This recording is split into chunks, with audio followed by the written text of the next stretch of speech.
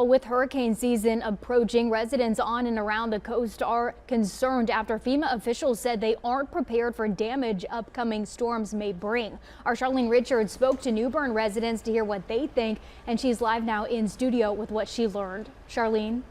Yeah, Courtney, for long-time and short-term residents, as well as business owners in New Bern, the uncertainty of the hurricane season is all too familiar. The devastation hurricanes can cause is all too familiar for residents and business owners in New Bern, who were hit hard by Hurricane Florence in 2018. And concern is even more heightened after FEMA officials this week said they aren't prepared for upcoming storms. An internal review showed that the agency is struggling with minimal coordination with states, low morale, and limits it says will slow down emergency response. The internal review comes after the agency's former acting head, Cameron Hamilton, was fired by the Trump administration, which called FEMA ineffective and unnecessary. Bill Franklin, who's owned Franklin's Antiques in New Bern for 9 years, remembers Hurricane Florence like it was yesterday. We were in shock because everything in here was damaged to some degree. The ceiling had come down because of the rain. The carpet that we had was destroyed.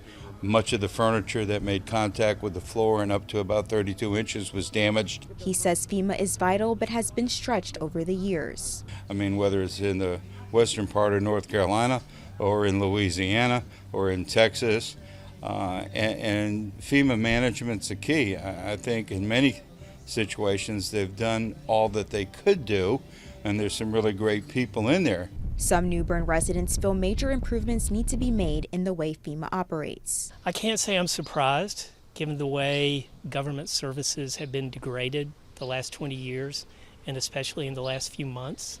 I think FEMA can be a great institution and do a lot of good if it's properly funded and properly run. It's a necessary government entity. And New Bern's Mayor Odom says that as hurricane season approaches, it's important that Craven County and all North Carolina residents are ready. He tells me that flashlights, canned goods, communication devices, and gas may be very helpful to keep on hand at all times. Courtney. All right, thank you, Charlene. Now, Governor Josh Stein shared recommendations for changes to FEMA to improve federal disaster response. Governor Stein says, quote, North Carolina remains committed to working in good faith with the federal government and this council on ways to improve federal disaster support. And we encourage the council to keep the needs of our people at the forefront. Let's improve FEMA, not abolish it, end quote. In his letter, Stein proposed these 4 reforms: to offer fast, flexible funding. FEMA should provide block grants allowing states to submit approved action plans ahead of disasters. This would speed up the flow of funds to communities in need.